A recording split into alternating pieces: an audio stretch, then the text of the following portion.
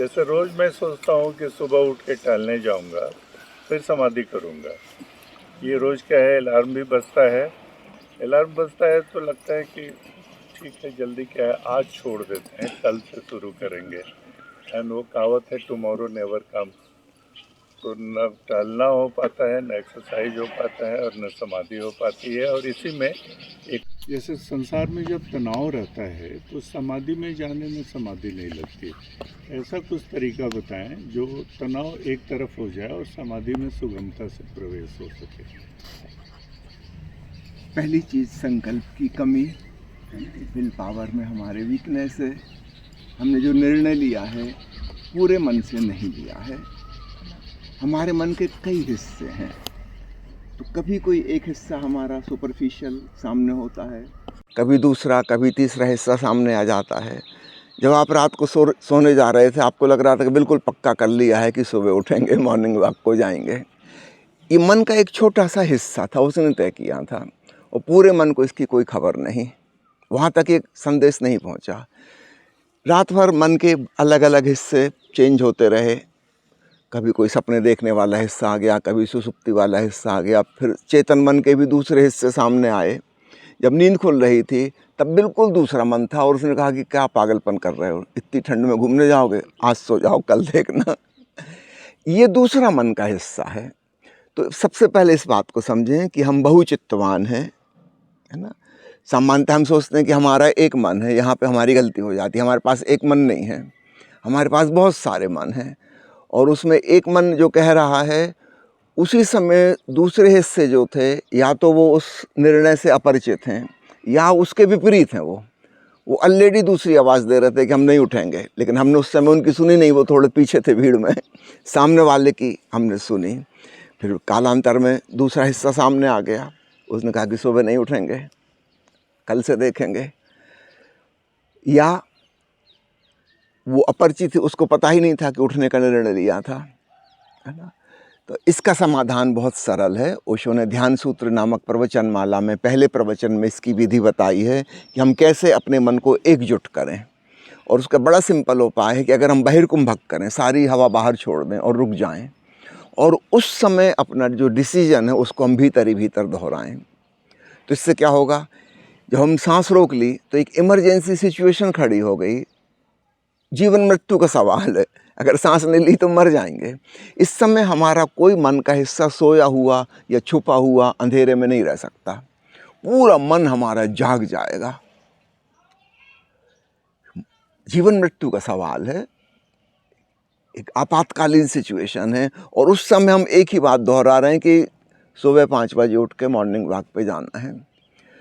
ओशो कहते हैं इसको 5 बार रिपीट करो, जितनी देर तक सांस रोके रहो, रोक सको रोके रहो, और एक ही बात दोहराते रहो कि 5 बजे सुबह उठना है। ऐसा 5 बार करके बहिर्कुंभक में अपने निर्णयों को दोहरा के आप सो जाइए, और आप पाएंगे कि 5 बजे बिना अलार्म के भी आपकी नींद खुल जाएगी और आप तुरंत उठ जाएंगे, क्योंकि पूरे मन को पता है ये वाली बात, है ना। ये कोई छोटे हिस्से का निर्णय नहीं है, है ना। इसको अपन आज की भाषा में कहें, डेमोक्रेटिक भाषा में, बहुमत से लिया गया निर्णय है। और सामान्यतः हमारा निर्णय क्या है कि 300 सांसदों के बीच में एक सांसद खड़े होकर कुछ कह रहा है, बाकी 299 को पता ही नहीं, वो अपने मोबाइल में बिजी थे, कोई सो रहा था, उनको कुछ पता ही नहीं कि उसने क्या कहा। तो उसका कुछ पूरी होने वाली बात नहीं है, निर्णय पूरा कभी नहीं होगा। तो एक चीज़ तो आप यह अपनाइए। और दूसरी चीज़, आपने कहा संसार के अगर तनाव हैं तो समाधि नहीं लगेगी, बिल्कुल सुनिश्चित 100% यह बात सही है। और इसलिए हमें अपने संसार में सब क्रियाकलापों को सुलझा के चलना है। एक साधक वैसा ही जीवन नहीं जी सकता जैसा कि सामान्य आम आदमी जी रहे हैं। 25 प्रकार के तनाव, 25 प्रकार के झूठ, फरेब, चालाकी, बेईमानी, अगर हम ये सब कर रहे हैं तो मन शिथिल हो ही नहीं सकता। वो हमेशा प्लानिंग करता रहेगा कि मैंने फलां आदमी से झूठ बोला है, अगर उसने एक थर्ड पर्सन को बता दिया, वो मिला तो उससे फिर क्या कहना है। वो तो अपनी योजना बना रहा है, और ये योजना का एंड नहीं है, बनती रहेगी वो तो मन शांत नहीं हो सकता, फिर हम ध्यानस्थ नहीं हो सकते, समाधि में नहीं जा सकते। इसलिए साधक को, साधिका को अपने जीवन को इस भांति सुलझा के जीना है। हम चाहे 100% हम सत्यवादी 100% ईमानदार हम ना हो पाएँ, यथासंभव जितना अधिक से अधिक हो सके, है ना। महर्षि पतंजलि के हम अष्टांग योग में देखते हैं तो सबसे पहले वो 5 यम और 5 नियम की बात करते हैं, है ना। अगर उन 10 चीज़ों का हमने पालन कर लिया तभी हम आगे के अंगों तक जा पाएंगे और धारणा ध्यान समाधि तक पहुंचाएंगे। अगर यम नियम में ही हमारी चूक हो गई, है ना, उसमें प्रामाणिकता भी एक आता है, अगर हमने उसका पूरा नहीं किया तो हम मन के तल पर उलझ जाएंगे, संसार के ही ख्याल हमारे मन में लगातार चलते रहेंगे और हम रिलैक्स नहीं हो पाएंगे, है ना। तो सबसे पहले मैं आपसे विनती करूंगा, ध्यान सूत्र के पहले प्रवचन को एक बार अच्छे से सुन लीजिएगा और यम नियम के ऊपर ओशो ने जो पतंजलि योग सूत्र में बोला है, अच्छे विस्तार से एक एक चीज़ की उन्होंने बात की है। 5 यम हैं, 5 नियम हैं। अगर हम इसका पालन नहीं करेंगे आगे की साधना हमसे नहीं हो सकेगी, है ना। इसलिए महर्षि पतंजलि ने उनको 8 अंगों में से नंबर 1 और नंबर 2 पे रखा है। फिर मुझे एक और मज़ेदार बात याद आती है। किसी ने उससे पूछा कि आप हमें सीधा ध्यान करने की कह देते हैं, अब ध्यान तो 7वें स्टेप पर है पतंजलि के अनुसार, बाकी के 6 को शॉर्टकट करके वहाँ पहुँच सकते हैं क्या?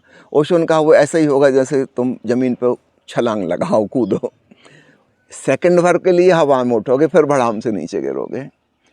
सीधे ध्यान करने की कोशिश, समाधि में जाने की कोशिश में ज़्यादा से ज़्यादा एक झलक मिलेगी कि हम हवा में थे, गुरुत्वाकर्षण से दूर निकल गए थे, लेकिन थोड़ी देर बाद हम फिर भड़ाम से नीचे गिरेंगे।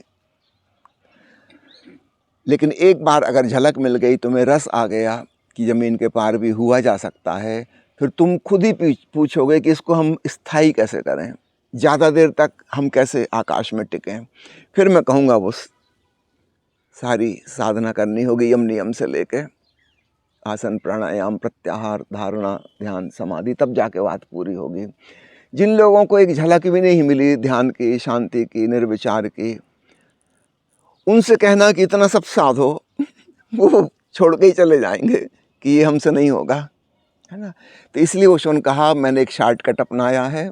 बिल्कुल नए लोग आते हैं, मैं उनसे कहता चलो ध्यान तो करो, क्षण भर को शांति की झलक मिलेगी, फिर वो जो आकर्षण है, उसका रस है, खिंचाव है, वो तुमको फोर्स करेगा कि अब इसमें हम ज़्यादा देर तक कैसे टिकें।